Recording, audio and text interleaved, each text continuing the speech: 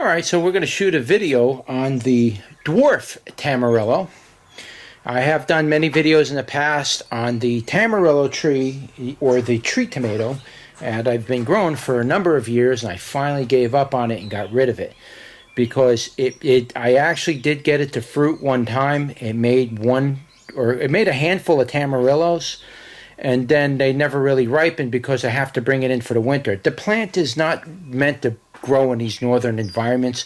I only got about 4 or 5 months to grow the plant. That plant literally needs an entire year to grow and develop. It's a tropical plant. You're not going to have any luck in your northern climates. Now, if you're in Florida or something like that, you'll probably be able to grow it. Southern California, you can grow the Tamarillo if you want. But up here, up north, you have to bring it in. And the problem with bringing in the Tamarillo tree is that it's a tree and it's just not meant to live in 8 months of cold weather indoors. So that's why I gave up on the Tamarillo. But this one here is called the Dwarf Tamarillo. I started these seeds last year, and I had a lot more growing than what you see right here, but I only kept 2 throughout the winter.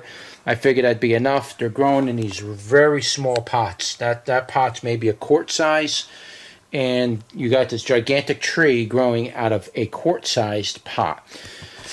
Okay, so this is what the leaf looks like on the Dwarf Tamarillo.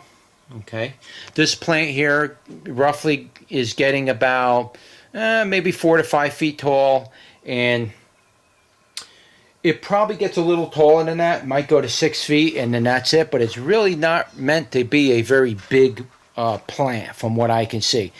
And it's a good thing because this plant you can literally keep in a pot and just keep it alive through the winter, and it's pretty easy. You can cut it short. It'll put out all these little, these little growths, and you can keep it short and bushy if you decide, which is what I may end up doing down the road. Here's another one. This one put up a second shoot down here. I don't know why, but it did. And this one's not as big as that one. It's not as matured, but nevertheless, it is growing. And so I have 2 Dwarf Tamarillos. Now, the reason why I'm shooting the video isn't just to show you my Dwarf Tamarillo. The reason why I'm shooting the video is because my Dwarf Tamarillo is flowering. It has buds on it. That's a very good sign. I believe the Tamarillos, those plants don't need a pollinator, and they will pollinate themselves, and I should get fruit off of this just like I did with the regular Tamarillo. So we do have flowers. Again, try to give you a good look at it. Now this is before they're open and everything, so this will, mature, and as it matures, I'll do another video of what the flower looks like in more detail, and then we'll shoot a video with the fruit, and then we'll do a taste test on it, because I'm pretty confident I'm going to get fruit this year from this little plant, and I will be able to taste it and try it out and tell you what my opinion is of what the Dwarf Tamarillo tastes like. Should taste very similar to a regular Tamarillo, but I don't know. We'll have to taste it and see what it tastes like. But yeah, it's a very interesting plant. It has a very, very funny smell. It smells almost like road tar. If you ever smelled fresh road tar, if you rub the leaves, it smells just like road tar. Very intense smell. It's not lightly. Every time I brush the plant, the whole area that I brushed it stinks like road tar. It's not road tar. It's this thing, and it has a very weird kind of a smell to it. Tamarillos are also known to be a skin irritant. I'm not sure if it's an oil that's on the leaf of the plant or the stem. It could be that there's some kind of cilia hairs on there, and when you get them up against your skin, you'll start getting really itchy. So you could get a rash from this plant if you rub it too much on your sensitive parts of your skin, like underneath your forearm. Not as much on the top, but like underneath, where it's very sensitive. That area might be really susceptible, and you might get a rash from rubbing on that leaf. That's what I've read about the Tamarillos anyway. But yeah, this is a gorgeous plant, and it's actually quite big. It's hard to believe a plant this big is growing out of a quart-sized pot. That pot right there, where this Tamarillo is coming out of, right? See that giant tree? That Tamarillo is growing out of a pot about the size of this, which is about a quart. So yeah, you could grow this plant this big and get fruit out of it in a tiny little pot. So it is possible you could do it. Here's some of the other leaves. They're much bigger. This plant's going to get really big and really healthy. It's a gorgeous looking plant. I will definitely save seeds to this, and I will be trying to grow more, providing that the fruit doesn't taste hideous. As long as it tastes somewhat good, I will definitely grow this again. And I will try to cultivate it in more different types of conditions and environments. This wasn't as difficult to sprout from seed like the regular Tamarillo. The regular Tamarillo was an extremely difficult process to actually get those seeds to sprout. Maybe I got old seeds, I don't know. But I tried to sprout those seeds, and I couldn't get the seeds to sprout. I've tried like for 2 or 3 years trying to sprout seeds from it, and never had luck. And finally I got lucky, and one sprouted, and it grew, and I put it in a container. This is like 5 years ago. I just ended that life cycle of that tree now. So it's been a long struggle with the regular Tamarillo. The Dwarf Tamarillo, on the other hand, that thing sprouted the first year I did it. I didn't pay attention to it. I let it grow, and then it died because I didn't bring it in. I planted it outside or something.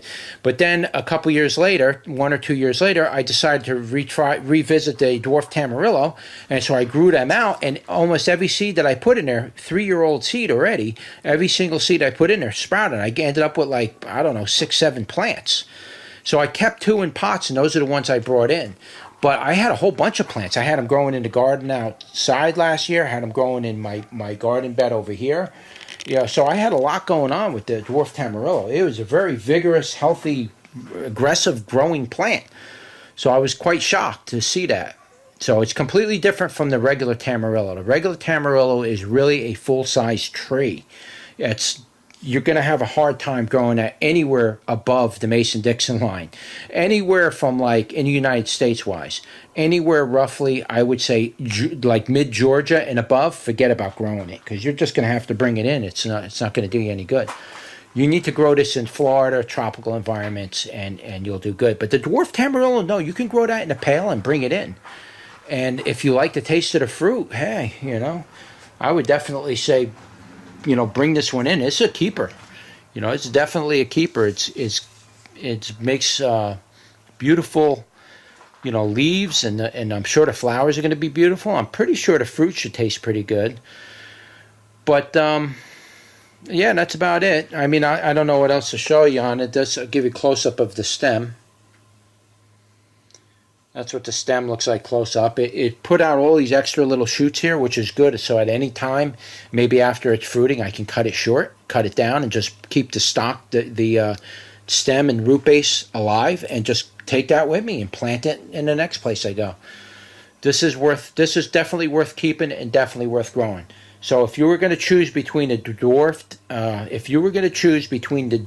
Tamarillo and a regular Tamarillo tree, I would tell you go with the Dwarf Tamarillo. Forget the regular Tamarillo. You're not going to grow that unless you're down south. This you can grow up here up north, bring it in for the winter. I didn't even water these plants barely through the winter. They lived in almost virtually no water. I mean, I watered it when I could. I gave it a little cup of water here and there because I don't want it the water to leak out the bottom and get dirt and mud and all that and water all over my floor. So I didn't want to do that, so I just gave it a little. And I would do that randomly. But it basically was every time I watered it, that pot was bone dry. So it's a tough plant. It was able to survive that, came back this year, and you can see a ton of flowers coming off this thing. It's incredible how many flowers are clustering up there. I'm hoping I see, bunches of these things. And if I get enough of them, if I could get a good enough amount of these off here, I'll offer them on my website. I will sell the seeds to it. I'll definitely offer them. This is something I wouldn't offer you seeds to the Tamarillo because I know what's gonna happen to you. You're gonna try to grow it. You're gonna go through what I went through, and you're just gonna be like. That's why I'm not offering seeds for the Naranjillo, because I don't want to lead you on to make you think, oh, you could grow the Naranjillo. You're going to have a problem growing that plant. This, though, is very doable. If I could do it, you could do it. So it is a doable plant. So anyway, that's just a quick video on my Dwarf Tamarillo. I will give you updates on the Dwarf Tamarillo and give you progress updates of the flowers, the growth, and any changes to the plant.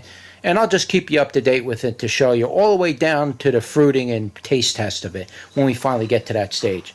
And I do believe we're going to get to that stage this year, because if you're seeing flowers right now, we're in the mid part of June, this is mid-June, and you're seeing flowers like that in mid-June on this plant, yeah, by August, September, I should definitely have fruit on here. Edible fruit. Pick and eat. So, anyway, that's it. That's a quick video on the Dwarf Tamarillo. Don't forget to like, share, and subscribe. Thanks for watching, and I will see you on the next one. Take care.